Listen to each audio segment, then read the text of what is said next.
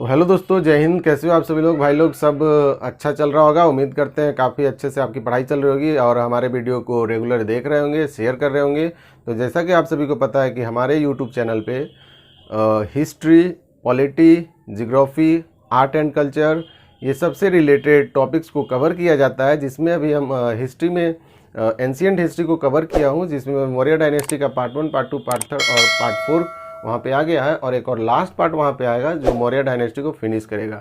Maurya dynasty के बाद हम लोग गुप्ता पीरियड में जाएंगे, तो उसके बाद करते करते हम लोग हिस्ट्री को कवर करेंगे। और इधर हम लोग आर्ट एंड कल्चर रिलेटेड अभी हम लोग इंडियन क्लासिकल डांस को कवर कर रहे हैं, जिसमें 2-3 टॉपिक को कवर कर लिए हैं। अब हम लोग को अगला जो टॉपिक है मोहिनी अट्टम, उसके बारे में बात करेंगे। आज का जो सेशन है उसमें हम लोग 2 क्लासिकल डांस को कवर करने जा रहे हैं, क्योंकि ये ज़्यादा छोटे छोटे टॉपिक्स हैं। तो वीडियो में बने रहेंगे। अगर अच्छा लगे तो लाइक, शेयर, कमेंट करना बिल्कुल मत भूलना दोस्तों। तो चलिए सेशन को स्टार्ट करते हैं। तो सबसे पहले बात करेंगे मोहिनी अट्टम। मोहिनी अट्टम जो है दोस्तों, इसका मतलब क्या होता है? तो मोहिनी अट्टम का जो अर्थ होता है उसके बारे में बात करेंगे।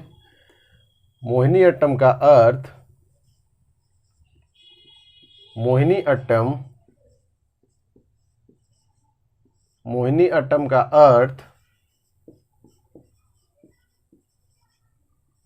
अर्थ जो होता है वो होता क्या है? मोहिनी का मतलब होता है, मैं लिख देता हूँ यहाँ पे, मोहिनी का अर्थ होता है सुंदर स्त्री, सुंदर स्त्री। और जो अट्टम शब्द है उसका मतलब क्या होता है दोस्तों? अट्टम का अर्थ होता है नृत्य, यानी नाच, यानी कि डांस, नृत्य।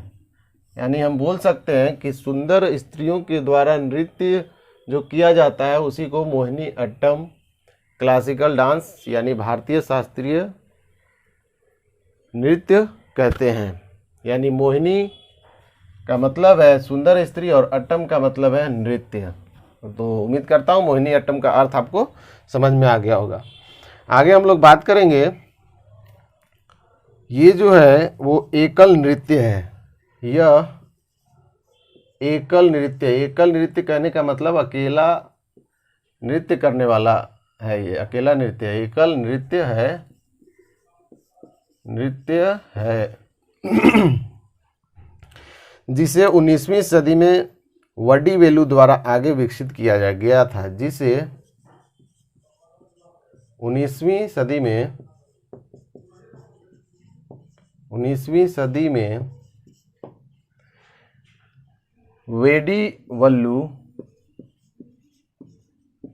वल्लू के द्वारा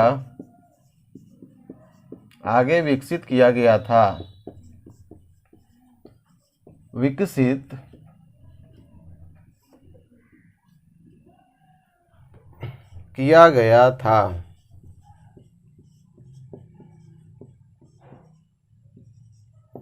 किया गया था 19वीं सदी में इसे विकसित किया गया था। आगे बात करेंगे कि जब ये अप्रचलित हो गया था, यानी जब ये इसका प्रचलन खत्म हो गया था, तो उसके बाद प्रसिद्ध मलयाली कवि जो थे, प्रसिद्ध मलयालवी कवि, मैंने इनका जिक्र पीछे भी किया हूँ दोस्तों, आप उस पर देखेंगे, जरूर देखेंगे। वीएन मेनन ने कल्याणी अम्मा के साथ इसे पुनर्जीवित किया। वीएन मेनन ने कल्याणी अम्मा के साथ मिलकर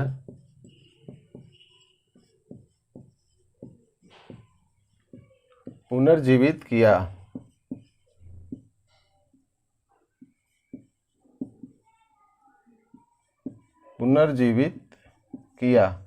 मैंने वीएन मेनन का नाम पिछले जो शास्त्रीय नृत्य थे उसमें भी किया था कि उन्होंने उस नृत्य को भी पुनर्जीवित करने में, पुनरुत्थान करने में मदद किए थे।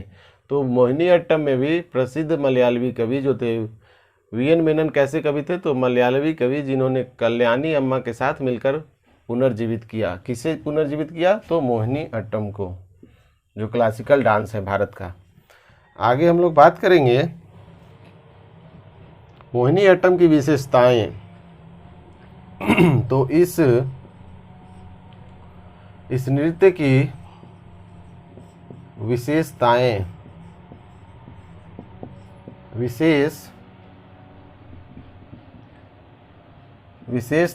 विशेषताएं के बारे में बात करेंगे दोस्तों। तो नृत्य की विशेषताएं क्या है? पहला नंबर बात करेंगे, इसमें भारतनाट्यम का लालित्य और कोमलता दोनों देखने को मिलता है। इस नृत्य में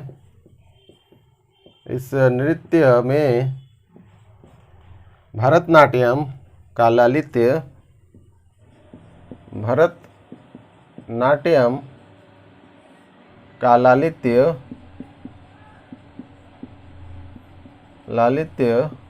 व कोमलता दोनों देखने को मिलता है।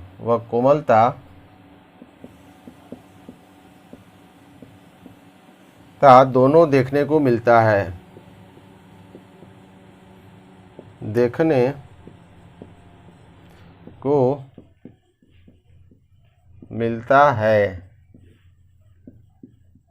सेकेंड नंबर हम लोग बात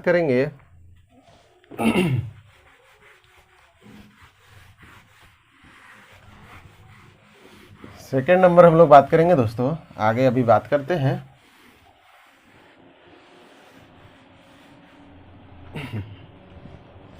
सेकेंड नंबर में हम लोग बात करेंगे कि मोहिनी अट्टम में सामान्यतः विष्णु के स्त्रैण नृत्य की कहानियों का वर्णन किया जाता है। इस नृत्य में विष्णु के स्त्रैण नृत्य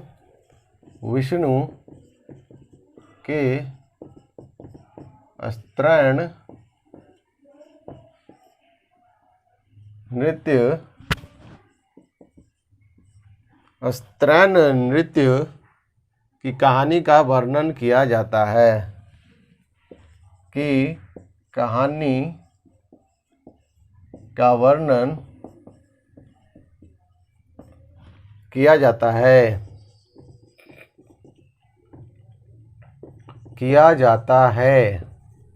इसका मतलब क्या है दोस्तों कि ये जो मोहिनी अट्टम है, इस नृत्य में विष्णु के स्त्रैण नृत्य की कहानी का वर्णन किया जाता है। स्त्रैण नृत्य कहने का मतलब है जब विष्णु ने कभी कभी अवतार लेकर के स्त्री रूप का अवतार लेकर के जब ये नृत्य करते थे तो उसी को स्त्रैण नृत्य कहा जाता है। स्त्रैण यानी स्त्री के समान नृत्य। तो स्त्रैण नृत्य की कहानियों का वर्णन किया जाता है। आगे बात करेंगे मोहिनी अट्टम के गायन में लास्य पहलू का प्रभुत्व होता है। मोहिनी अट्टम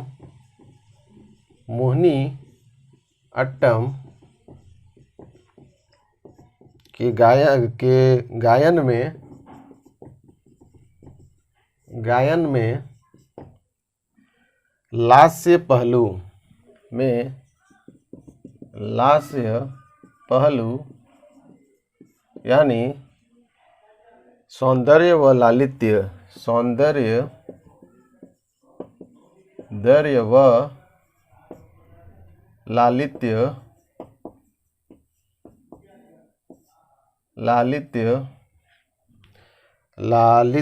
का प्रभुत्व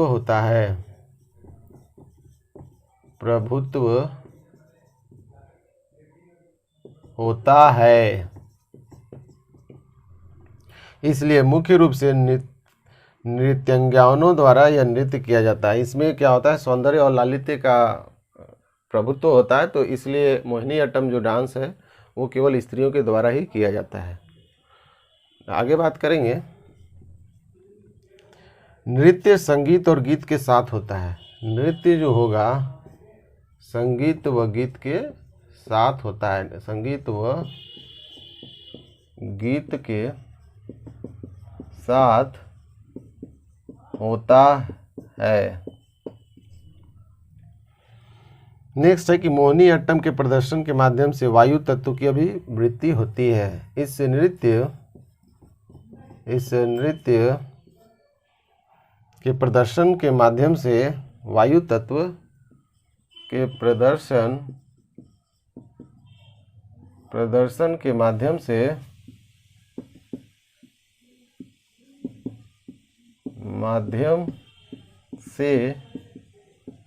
वायु तत्व की अभिवृत्ति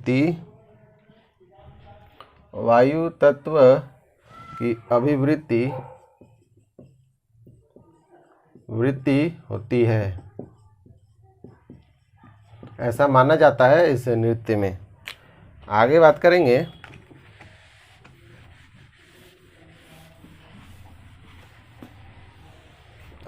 करेंगे दोस्तों कि अटव कुल या अटाबुस 40 मूल नृत्य गीतियों का संग्रह है और इसमें उपयोग किए जाने वाले वाद्य यंत्र इस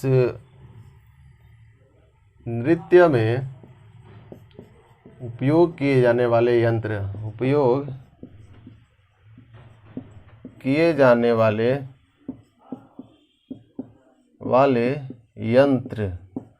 की अगर बात करें तो झांझ, दूसरा बात करेंगे झांझ, वीणा, तीसरा अगर बात करें तो ढोल, चौथा अगर बात करें तो बांसुरी और जो भी है इत्यादि बहुत सारे कुछ फेमस जो भी हैं वो इतने ही हैं।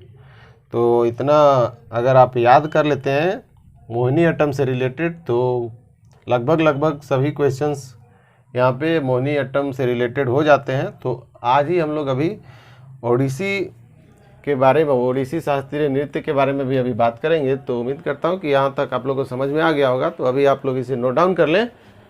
हम अभी तुरंत 1 मिनट में इसे मिटा करके और फिर से ओडिसी के बारे में अभी बात करेंगे। तो चलिए आप लोग तब तक इसे लिखिए। तो चलिए दोस्तों, आगे हम लोग ओडिसी के बारे में बात करेंगे, ओडिसी शास्त्रीय नृत्य के बारे में। तो चलिए सेशन को दोबारा स्टार्ट करते हैं। ओडिसी के बारे में बात करेंगे, ये काफ़ी इम्पोर्टेंट है और इसमें कुछ हमारे एग्ज़ाम के पॉइंट ऑफ व्यू से काफ़ी इम्पोर्टेंट क्वेश्चंस बनेंगे। तो चलिए इसे कवर करते हैं। तो उदयगिरी खंडगिरी की गुफाएं ओडिसी नृत्य के कुछ प्रारंभिक उदाहरण प्रदान करती है। उदयगिरी व खंडगिरी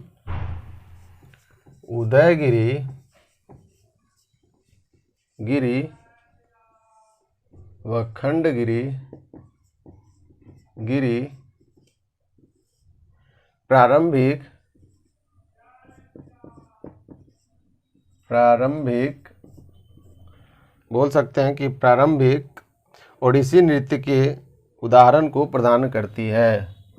ओडिसी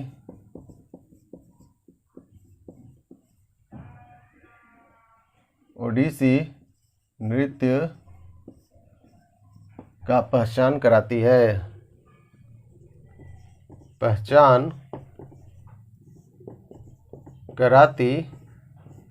है।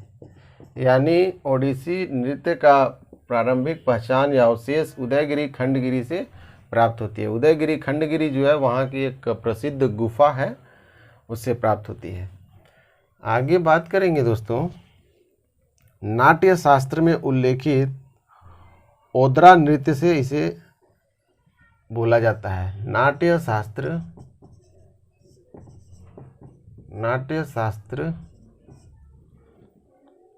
तो मैं बोला नाट्य शास्त्र में उल्लेखित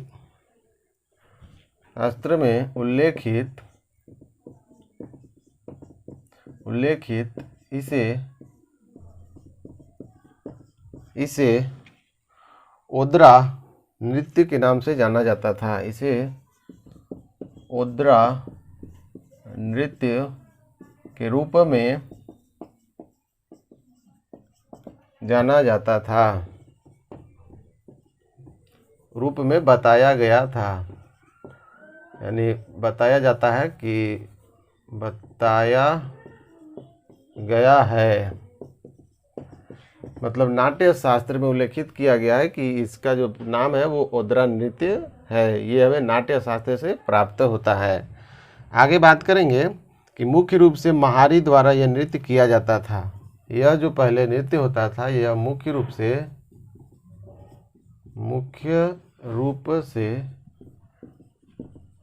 से महारी द्वारा प्रदर्शित किया जाता था। यानी ये जो ओडिसी शास्त्रीय नृत्य है ये मुख्य रूप से महारी द्वारा किया जाता था। महारी जनजाति है तो उसके द्वारा किया जाता था और इसे जैन राजा खारवेल का संरक्षण प्राप्त था। और इसी में पॉइंट है, और इसे जैन राजा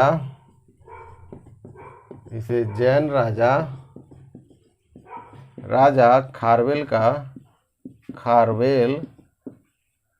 का संरक्षण प्राप्त था। नेक्स्ट हम लोग अब बात करेंगे कि 20वीं सदी के मध्य में चार्ल्स फैब्री और इंद्रानी रहमान के प्रयासों से ओडिसी ने अंतर्राष्ट्रीय प्रशंसा प्राप्त की। बहुत ही इम्पोर्टेंट पॉइंट है कि 20वीं सदी के मध्य में 20वीं सदी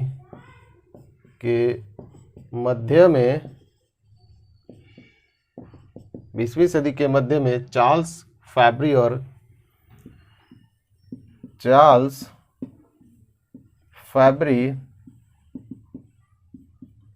इंद्रानी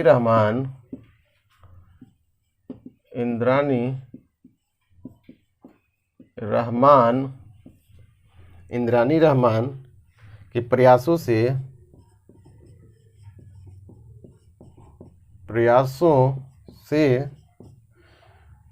ओडिसी ने अंतर्राष्ट्रीय प्रशंसा प्राप्त की।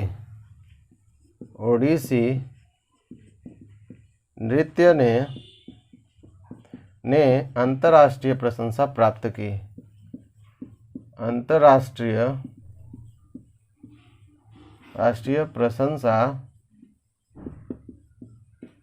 प्रशंसा प्राप्त की।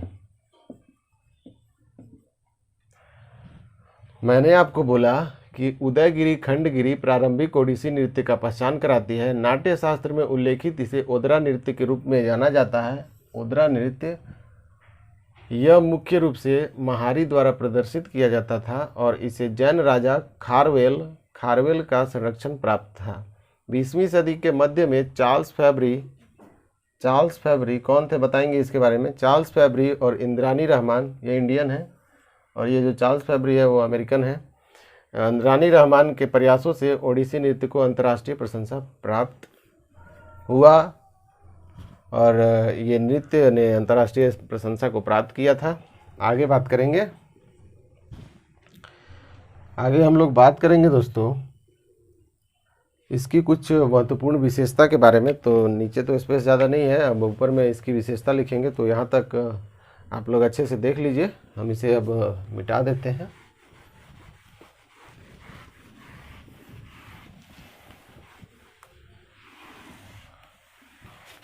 अगर ये सेशन अच्छा लग रहा है आप लोग को, इससे आपको बेनिफिट है तो ज़रूर लाइक कमेंट शेयर करना मत भूलिएगा दोस्तों। साथ ही चैनल को सब्सक्राइब ज़रूर कर लीजिएगा। तो चलिए सेशन को आगे बढ़ाते हैं। इसकी कुछ विशेषता, इस नृत्य की विशेषताएं।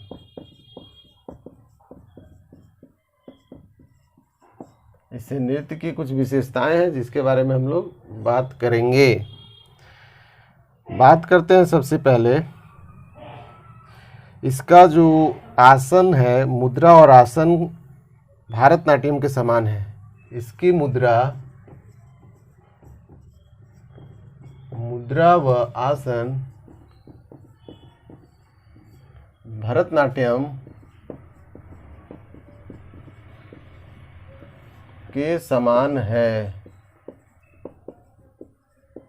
आसन का मतलब होता है मुद्रा यानी बैठने का तरीका, आसन बैठने का ही तरीका, मुद्रा यानी जो डांस है वो करने का तरीका मुद्रा व आसन कहलाता है। तो इसकी मुद्रा व आसन भारतनाट्यम के समान है।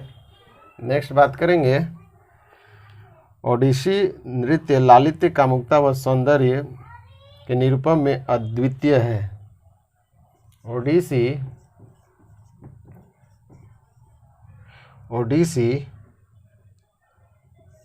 ओडिसी जो नृत्य है, नृत्य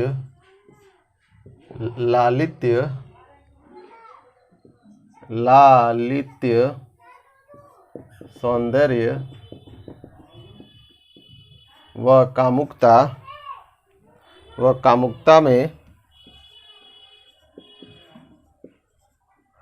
कामुकता में अद्वितीय है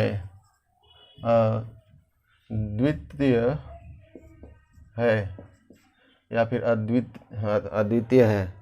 आगे बात करेंगे, आप इसे अद्वितीय ऐसे भी लिख सकते हैं, अद्वितीय, तो यही सही है, तो अद्वितीय है। नेक्स्ट बात करेंगे, हम लोग बात करेंगे दोस्तों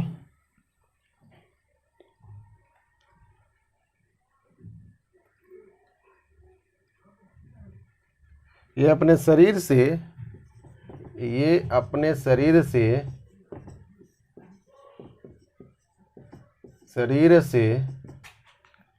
ज्यामितीय आकार पैटर्न बनाती है। ज्यामितीय आकार वो पैटर्न बनाते हैं, पैटर्न बनाते हैं। अपने शरीर से ज्यामितीय आकार व पैटर्न को बनाते हैं। नेक्स्ट है,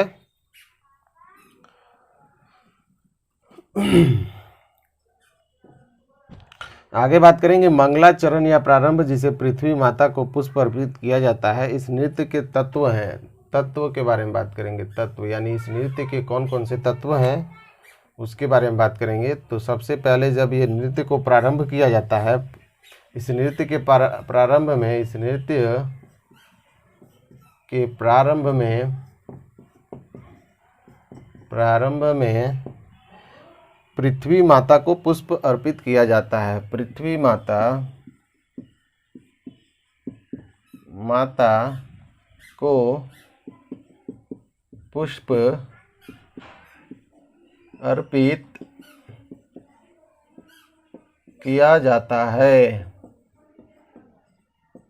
पुष्प अर्पित किया जाता है। आगे बात करेंगे दोस्तों, पल्लवी जिसमें चेहरे का भाव और गीत का प्रतिरूप सम्मिलित होता है, वो ठीक है। आगे है हिंदुस्तानी शास्त्रीय संगीत। हिंदुस्तानी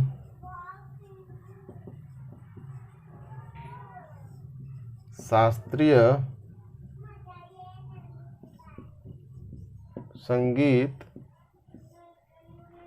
हिंदुस्तानी शास्त्रीय संगीत ओडिसी नृत्य की संगत करता है। ओडिसी नृत्य की संगत करता है। संगत करता है, ओडिसी नृत्य की संगत करता है और सामान्यतः मंजीरा, पखावज, सितार, बांसुरी का उपयोग करता है। और इसमें जो उपयोग किए जाते हैं, उपयोग में जो यंत्र होते हैं वो कौन कौन सा यंत्र का उपयोग करते हैं, तो मंजीरा।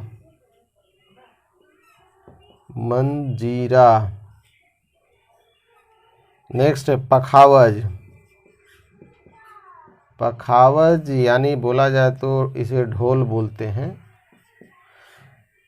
सितार, बांसुरी,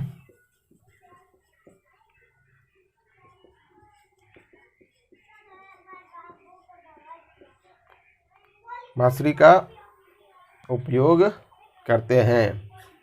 यहाँ तक क्लियर हो गया होगा। इस नृत्य में जल तत्व को प्रतीकबद्ध करता है। यह जो नृत्य है, यह नृत्य जल को प्रतीकबद्ध करता है,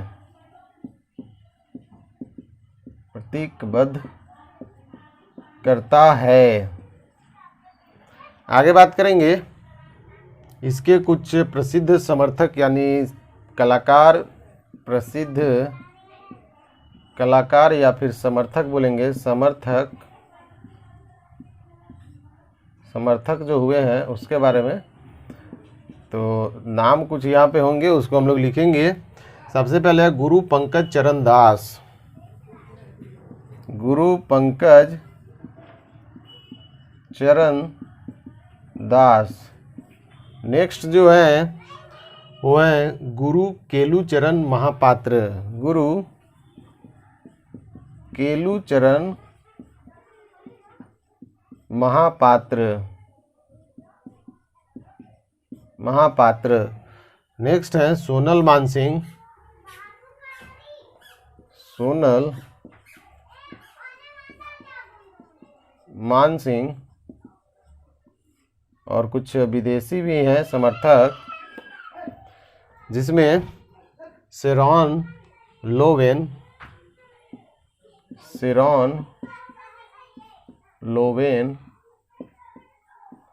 ये 4 नंबर है। ये यूएसए से आते हैं, यूनाइटेड स्टेट्स ऑफ अमेरिका। और एक और है आनंदिनी दास,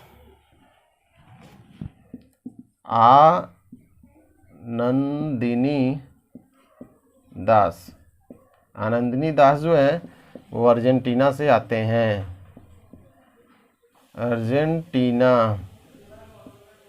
अर्जेंटीना से ये आते हैं।